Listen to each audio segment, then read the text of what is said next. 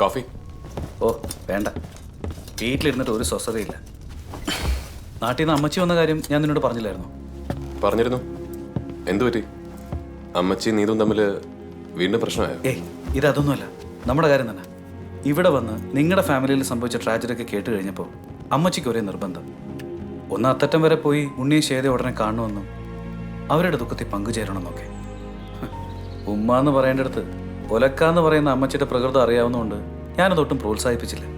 പക്ഷേ നിർബന്ധം സഹിക്കാതായപ്പോൾ എനിക്ക് ഇന്നലെ വൈകിട്ട് അമ്മച്ചി അവിടെ കൊണ്ടുപോകേണ്ടി വന്നു. അവിടെ മുതലാണ് എൻ്റെ ഈ സ്വസ്ഥതക്കേട് തുടങ്ങുന്നത്. ഓരോരുത്തർക്കും തമ്പുരാൻ എന്തൊക്കെയാ നിരീക്ഷിച്ച് വെച്ചിരിക്കുന്നതെന്ന് ആർക്കറിയാം. എന്നാലും ഇതൊരു വല്ലാത്ത ചെയ്ത്തായിപ്പോയി. ആ, മക്കള് ദൈവത്തോട് മുട്ടിപ്പായി പ്രാർത്ഥിച്ചോ.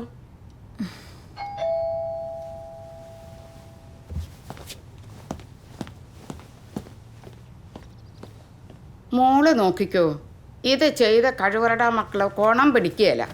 തീമഴയായിരിക്കും ദൈവം തമ്പുരാൻ അവരുടെ ദേഹത്ത് വീഴിക്കുക. തീമഴ. ശ്വേത, ഫുഡ് ഞാൻ കൊണ്ടുവന്നിട്ടുണ്ട്, എടുത്ത് കഴിച്ചോണം. ദേ ഉണ്ണി, ഇവിടെ നിർബന്ധിച്ച് കഴിപ്പിച്ചോണം കേട്ടോ. ഡെയ്സി എന്നാ പോകുന്നേ? നാളെയല്ലേ? അല്ല, നാളെ കഴിഞ്ഞ്. ആ, ഡെയ്സി നാട്ടിൽ പോവാന്നോ? ഓ, ഒരാഴ്ചത്തേക്ക്. അത് ഞാൻ ഒറ്റയ്ക്ക്. ഒരു ഫാമിലി ഫംഗ്ഷൻ ആവുന്ന പറഞ്ഞതാ, ഞാൻ ചെല്ലുന്നില്ലെന്ന്. പേരൻസ് സമ്മതിക്കുന്നില്ലെന്നേ. ഈ കൊച്ചേതാടാ സിറിയൊക്കെ? ശ്വേതക്കൊപ്പം വർക്ക് ചെയ്യുന്ന അമ്മച്ചി. ഡെയ്സി ഇവിടെ അടുത്ത താമസം. ആഹാ, ഞാനിവൻ്റെ അമ്മച്ചിയാ. നാട്ടിലെവിടാ? പറഞ്ഞാൽ അമ്മച്ചിയെ അറിയലായിരിക്കും. പെണ്ണുക്കര എന്ന് പറയും, തെക്ക. അയ്യോടി, പെണ്ണുക്കര എന്ന് പറഞ്ഞാൽ ഇത്ര അറിയാതിരിക്കാൻ എന്തുവാ? എൻ്റെ അമ്മ വീട് അവിടെ വച്ചേ, മേക്കറ്റൂര്. കേട്ടിട്ടുണ്ടോ? ഓ, ചെറുപ്പത്തിൽ ഞാൻ എന്തോരം തവണ അവിടെ വന്ന് നിന്നിട്ടുള്ളതാ. അതിരിക്കട്ടെ, കൊച്ചവിടെ എവിടെത്തിയാ? എനിക്കവിടെ ഒരുമാതിരിപ്പെട്ട വീടുകളൊക്കെ അറിയാം. എവിടത്തെയാ? അത് കാളിയന്തല എന്നാ വീട്ടുപേര്. കാളിയന്തല എന്ന് പറയുമ്പോൾ കാളിയന്തല കിഴക്കോ പടിഞ്ഞാറ്റോ? കിഴക്ക്. എന്ന് വെച്ചാ കറുത്തച്ഛൻ ഊട്ടുന്നവര് ഇല്ലയോ? അല്ല, ഞങ്ങളാരും കറുത്തച്ഛനും വെളുത്തച്ഛനും ഒന്നും ഊട്ടാറില്ല. ശ്വേത ബൈ. സിറിയക് ബൈ.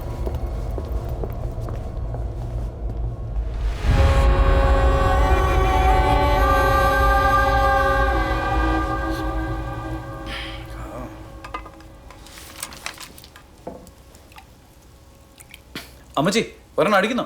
നല്ല ബീഫ് വലത്തിയതുണ്ട്. ദേ സിറിയൊക്കെ, നീ ഇതൊക്കെ നിർത്തി പിള്ളേരെ നീതുവിനെ വിളിച്ച് പ്രാർത്ഥിക്കാൻ വന്നിരുന്നേ. കണ്ടില്ലയോ ഓരോ കുടുംബങ്ങളിൽ നടക്കുന്ന അനർത്ഥങ്ങൾ? ആ ആ അത് പറഞ്ഞപ്പോഴോ ഓർത്തെ. അമ്മച്ചി ഇന്ന് ഏതാണ്ടും പറഞ്ഞാൽ ഡെയ്സി വെറുപ്പിക്കുന്ന കേട്ടല്ലോ. ഏതോ കറുത്തച്ഛൻ്റെയോ വെളുത്തച്ഛൻ്റെ ഒക്കെ കാര്യം ചോദിച്ച് എന്നതായിരുന്നത്?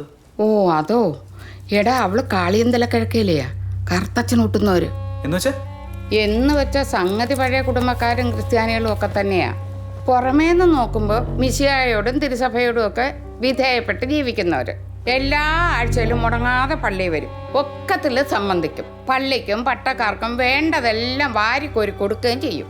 പക്ഷെ പുറത്ത് ആരും അറിയാതെ അവരുടെ കുടുംബങ്ങളിൽ ചില രഹസ്യ ഏർപ്പാടൊക്കെ ഉണ്ടെന്നാ പറയുന്നത്. സഭയ്ക്കും പ്രമാണങ്ങൾക്കും നിരക്കാത്ത ചില കർമ്മങ്ങള്, വെച്ചാരാധനകള് ഒക്കെ പണ്ടുള്ളവർ പറഞ്ഞു കേട്ടിട്ടുള്ളതാന്നേ. കാളിയന്തല കിഴക്ക്, പുത്തൻ ചേർപ്പാട്ട്, കുന്തക്കാലി, ഇങ്ങനെ ചില കുടുംബങ്ങളുണ്ട്. എന്തായാലും ഇവിടുന്നൊന്നും നമ്മുടെ വീടുകളിലോട്ട് പെണ്ണുങ്ങളെ കെട്ടിച്ചോണ്ട് വരാറുമില്ല, അങ്ങോട്ടോട്ട് കെട്ടിച്ചയക്കാറുമില്ല. അമ്മച്ചിയുടെ ഈ പഴംപുരാണത്തിൽ നിന്നാ എൻ്റെ മനസ്സിൽ സംശയങ്ങൾ പൊങ്ങിയതും സ്വസ്ഥതയില്ലാതായതും. അതുകൊണ്ട് അമ്മച്ചി പറഞ്ഞതിൻ്റെ ഓത്തൻറ്റിസിറ്റി എത്രയെന്നറിയാൻ ഞാൻ വെറുതെ നെറ്റിലൊന്നും തപ്പി. അങ്ങനെ ഡീറ്റെയിൽ ഇൻഫർമേഷൻസ് ഒന്നും കിട്ടിയില്ലെങ്കിലും ചില സൂചനകൾ അവിടെ ഇവിടെ കണ്ടു. തേവലക്കരയും ഉദയംപേരൂരും കുന്നംകുളത്തൊക്കെയായി ചെതറിക്കിടക്കുന്ന 10-40 കുടുംബക്കാരെ കുറിച്ചാണ് ഈ ആക്ഷേപം. പരസ്യമായി ദൈവജനമെന്ന് സ്വയം പറഞ്ഞ് നടക്കുമ്പോഴും കള്ളും പെണ്ണും പൊന്നും വെച്ച് രഹസ്യമായി ഏതോ ഇരുണ്ട ശക്തിക്ക് വിരുന്നൊരുക്കാറുണ്ടത്രേ ഇവർ. ആ ചടങ്ങിന് ഇവർക്കിടയിൽ തന്നെ പറയുന്ന പേരാണ് കറുത്തച്ഛനൂട്ട്. എൻ്റെ ചിന്ത പോയത് വേറൊരു വഴിക്കാ. അമ്മച്ചി പറഞ്ഞതും കഴിഞ്ഞ ദിവസം നീ പബ്ബിൽ കണ്ട കാഴ്ചയും CPRCയിൽ വെച്ച് ജെയ്സൺ പറഞ്ഞതൊക്കെ ചേർത്ത് വായിച്ചാൽ ഇളയിലേക്കുള്ള ലിങ്കാണോ ഈ ഡെയ്സി എന്നൊരു സംശയം. അങ്ങനെ സംശയിക്കാൻ എനിക്ക് സോളിഡ് ആയിട്ടുള്ള മറ്റൊരു റീസൺ കൂടിയുണ്ട്. ഇള കിഡ്നാപ്പ് ചെയ്യപ്പെടുന്നതിന് തൊട്ട് മുൻപ് പള്ളിമുറ്റത്ത് വെച്ച് നടന്നൊരു സംഭവം.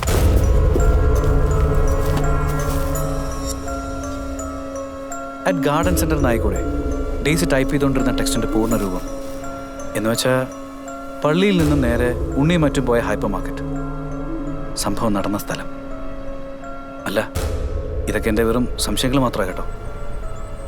അങ്ങനൊരു സംശയമുണ്ടേ നമുക്കത് തീർക്കണ്ടേ സിറിയാക്ക്? വേണം. പക്ഷെ എങ്ങനെ? അവളാണെ നാളെ നാട്ടിൽ പോകാനിരിക്കുക.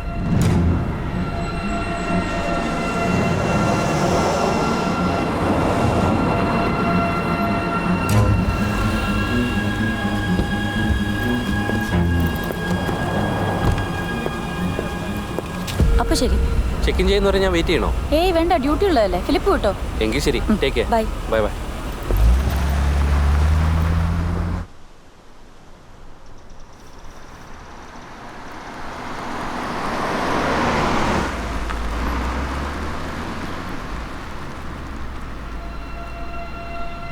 സിറിയാക്ക്,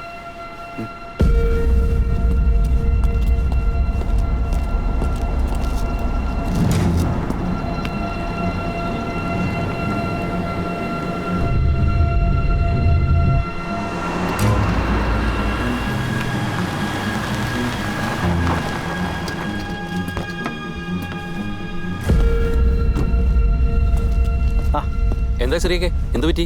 എന്നാ പറയാനാണ്, ഇവൻ ചെറിയൊരു സ്ട്രൈക്ക്. ഞാനത് സോൾവ് ചെയ്യായിരുന്നു. ഡാ, നീ പോയി സ്റ്റാർട്ട് ചെയ്തേ. ഓ എനിക്ക് മേലെ ഇനി മണിക്കൂറൊന്നായി പരിപാടി തുടങ്ങിയിട്ട്. അറിയാവുന്ന ആരെയും വിളിച്ച് കാണിക്ക് സിറിയാക്കെ. ഡാ, അത് ഫിലിപ്പേ, വെള്ളമുണ്ടോ നിങ്ങളുടെ വണ്ടിയിൽ? ദാഹിച്ചിട്ട് വയ്യ. അതുകൊണ്ട് ഞാൻ പോയി എടുത്തിട്ട് വരാം. വേണ്ട വേണ്ട, വെള്ളമൊക്കെ ഞാൻ എടുത്തോളാം. മാഷ് പറ്റിയ ഇവനി വണ്ടി ഒന്ന് സ്റ്റാർട്ട് ചെയ്ത് കൊടുക്ക്. ഓ കുറെ നേരമായി. ഡ്രൈവർ സൈഡ് ഡോർ പാഡിലാണേ. ആ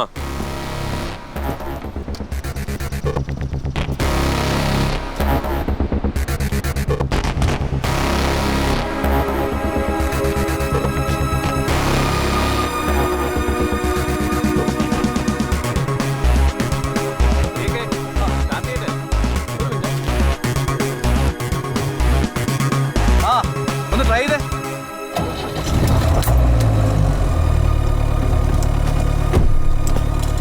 കണ്ടില്ലയോ, ഐശ്വര്യമുള്ള മോൻ തൊട്ടപ്പോഴേക്കും സംഗതി റെഡിയായേ. ആ ഇതെങ്ങനെ ഒപ്പിച്ചു? താങ്ക്സ് ഫിലിപ്പേ. ഇനി എനിക്ക് താൻ വിട്ടോ, അല്ലെ തൻ്റെ ഡ്യൂട്ടി മുടങ്ങും. അത് ശരിയാ, ഇപ്പൊ തന്നെ ലേറ്റാ. എങ്കിൽ ശരി, ബൈ. Okay bye.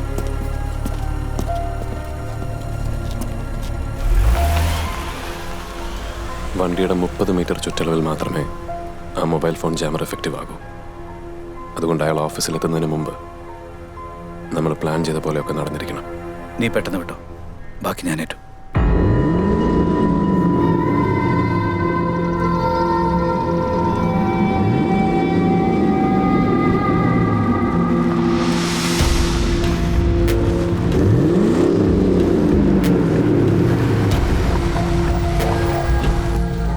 ഇതുവഴി നേരെ പോയാൽ ബി റോഡിലേക്ക് ഒരു എക്സിറ്റ് കിട്ടും. ദൂരം കൂടുതല, പക്ഷേ സ്പീഡ് ക്യാമറാസ് ഇല്ല.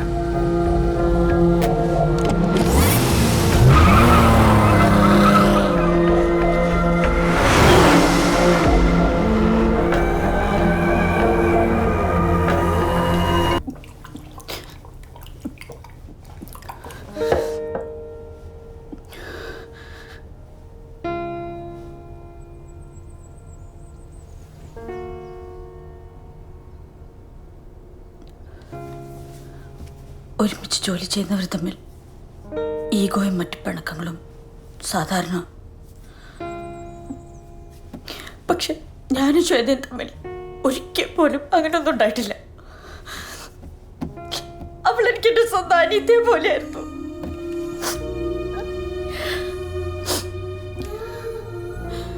ക്വാളിഫിക്കേഷൻസിലും അക്കാഡമിക് ബ്രില്യൻസിലും ഞാൻ ശ്വേതയുടെ അടുത്തൊന്നുമല്ലായിരുന്നു. പക്ഷേ അച്ചീവ്മെന്റ്സിന്റെ കാര്യം വരുമ്പോൾ നേരെ മറിച്ചാവും എപ്പോഴും സംഭവിക്കുക. And as we close in on our last few sessions of this semester, it's time to announce our scholarship stipend awardee for the next two. Based on the overall performance of the current academic year, once again, ladies, it's Miss Daisy Philip Kuravila. Thank you. Congrats, Daisy. Thank you. Daisy, congrats. Thanks. Congrats.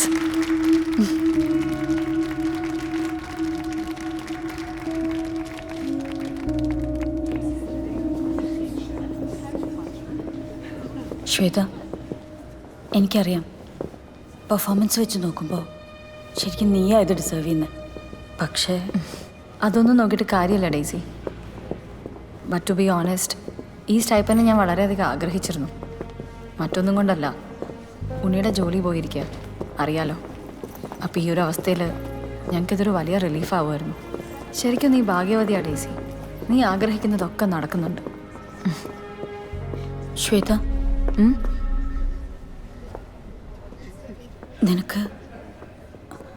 നിനക്ക് വേണോ ആ ഭാഗ്യം? എന്താ?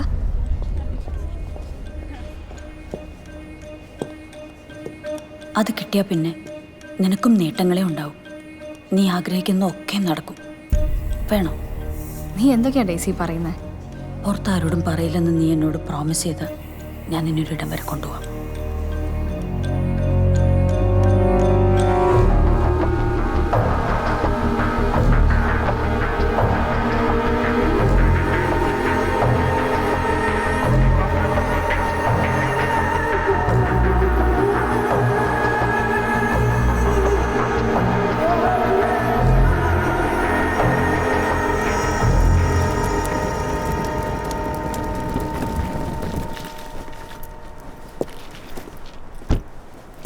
Come.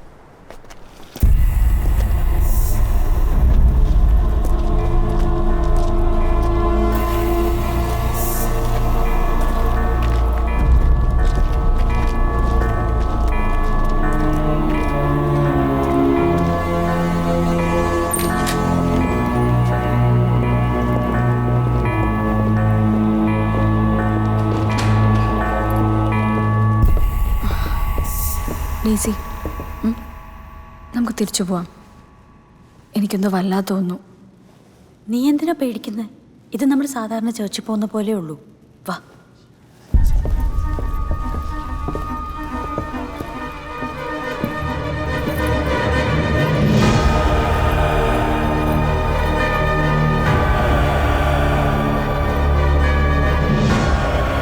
Come. We have to change.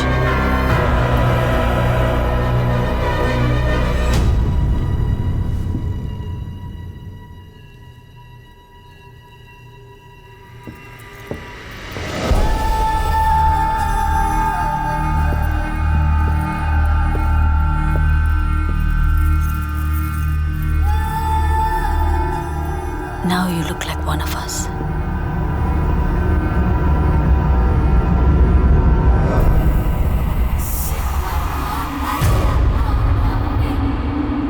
In the name of Satan, the ruler of the earth, the king of the world, we command the forces of darkness to bestow their infernal power upon us.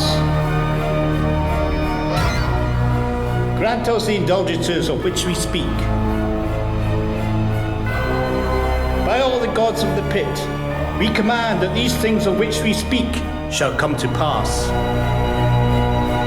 Open wide the gates of hell and come forth from the abyss To greet us as your siblings and friends. എന്തോന്നാ daisy ഇതൊക്കെ? കഷ്ടം. വെറുതെ കളിയാക്കാൻ നിൽക്കാതെ വേണ്ടത് എന്താന്ന് വെച്ചാൽ ചോദിക്കും. യാചിക്കുകയോ അപേക്ഷിക്കുകയോ അല്ല. Ask him and he will give it to you. Come forth and answer to your names by manifesting our desires.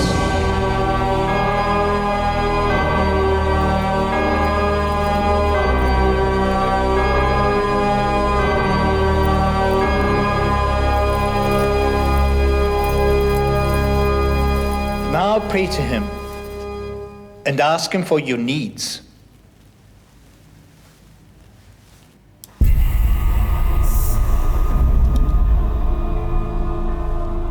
Professor Edward അല്ലേ അത്? He is a high priest.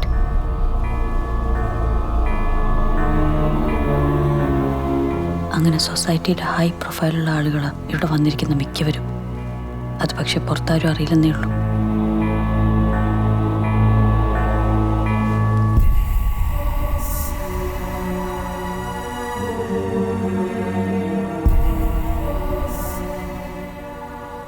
അപ്പം നീ പറയുന്നത് ഇവിടെ വെച്ച് എന്ത് ചോദിച്ചാലും അത് കിട്ടും അല്ലേ?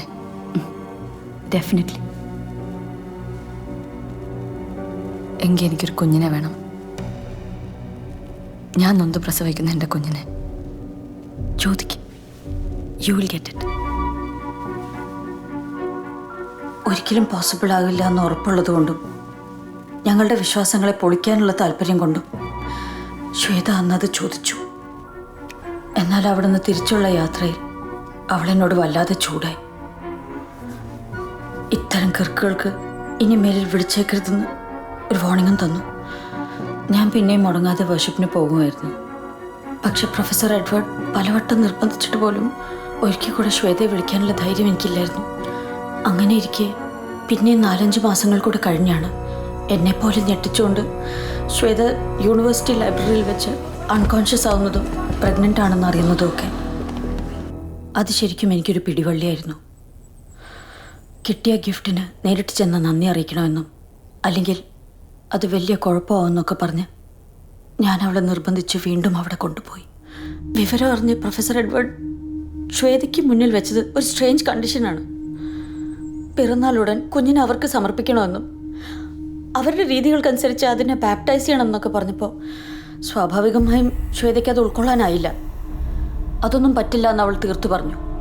ധിക്കരിച്ചാൽ ശിക്ഷ അതികഠിനമായിരിക്കുമെന്നും മറ്റും പറഞ്ഞ് അയാൾ അവളെ ത്രെറ്റൻ ചെയ്തു. കാര്യങ്ങൾ വഷളാവെന്ന് കണ്ട് ഞാൻ പ്രൊഫസറോട് നേരിട്ട് സംസാരിച്ചു. പക്ഷെ അപ്പോഴും അയാൾ പറഞ്ഞ കാര്യങ്ങൾ ഒട്ടും സുഖകരമായിരുന്നില്ല.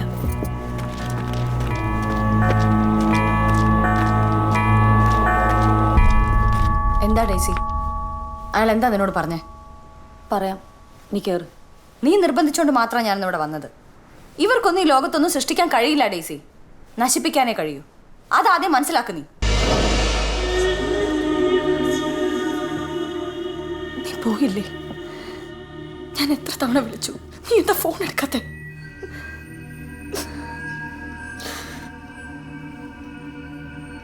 ഡേസി, നീ എന്താ വല്ലാതെ? ഇളക്കെന്താ പറ്റിയേ? എന്തെങ്കിലും ഒന്ന് പറ പ്ലീസ്.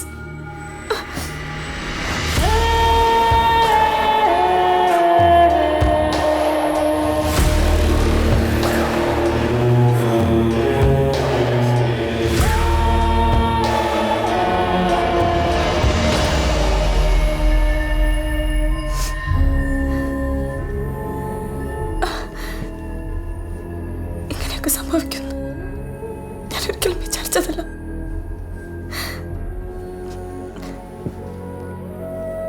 എവിടെ വേണമെങ്കിലും ഒന്നെല്ലാം തുറന്ന് പറയാം. സോറി. അപ്പൊ നിനക്ക് നിന്റെ കുഞ്ഞിനെ വേണ്ടേ ശ്വേത? നീ നൊന്ത് പ്രസവിക്കാൻ പോകുന്ന നിന്റെ സ്വന്തം കുഞ്ഞിനെ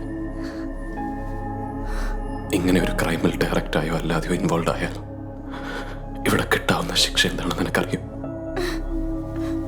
നീ പ്രഗ്നന്റ് ആണെന്ന കൺസിഡറേഷൻ പോലും ഈ നാട്ടിലെ നിയമം നിനക്ക് തരില്ല ശ്വേത.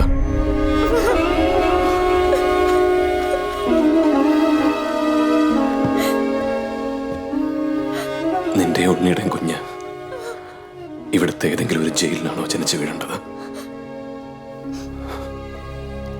പിന്നെ ഇളയുടെ കാര്യം, എന്നെ കൊണ്ട് ഒറ്റയ്ക്ക് പോകാന്നത്ര ദൂരം ഞാൻ പോകും. ചെയ്യാൻ പറ്റുന്നതൊക്കെ ഞാൻ ചെയ്യും. എന്നിട്ടും അവളെ രക്ഷിക്കാൻ പറ്റിയില്ലെങ്കിൽ ഒന്നുറപ്പിച്ചു, അവൾക്കൊരു നിമിഷം മുമ്പെങ്കിലും ഞാൻ മരിച്ചിട്ടുണ്ടാവും. ഒരിക്കലും ഉപേക്ഷിച്ചു പോയി എന്ന വലിയ തെറ്റ് എന്റെ കുഞ്ഞിനോട് എനിക്ക് ഇങ്ങനെ പ്രായശ്ചിത്തം ചെയ്യാൻ പറ്റും?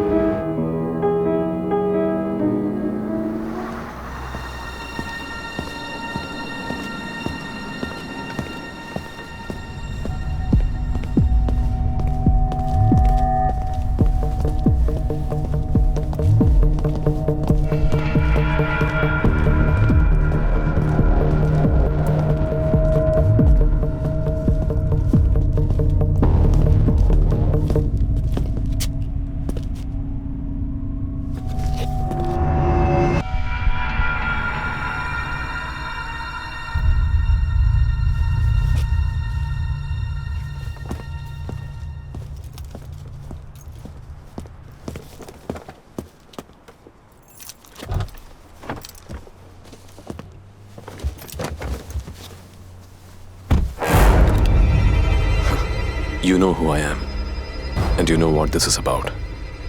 Now drive.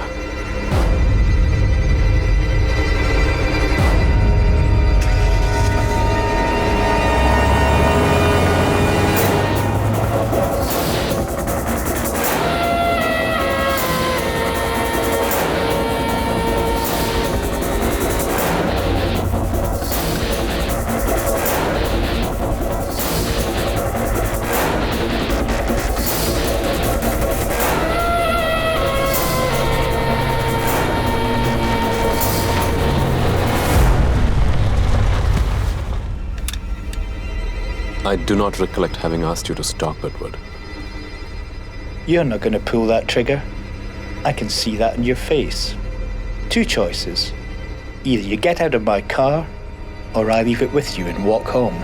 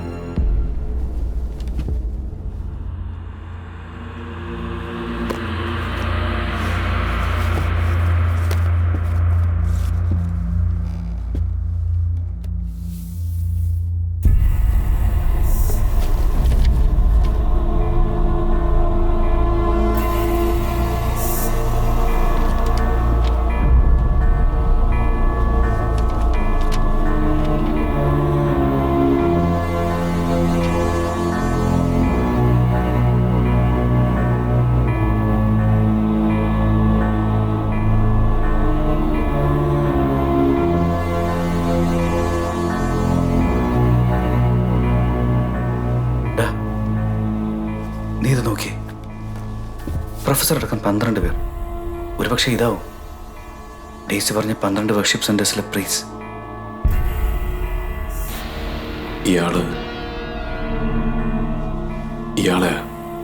അന്ന് ഞാൻ ആ പബ്ബിൽ വെച്ച് കണ്ടത്.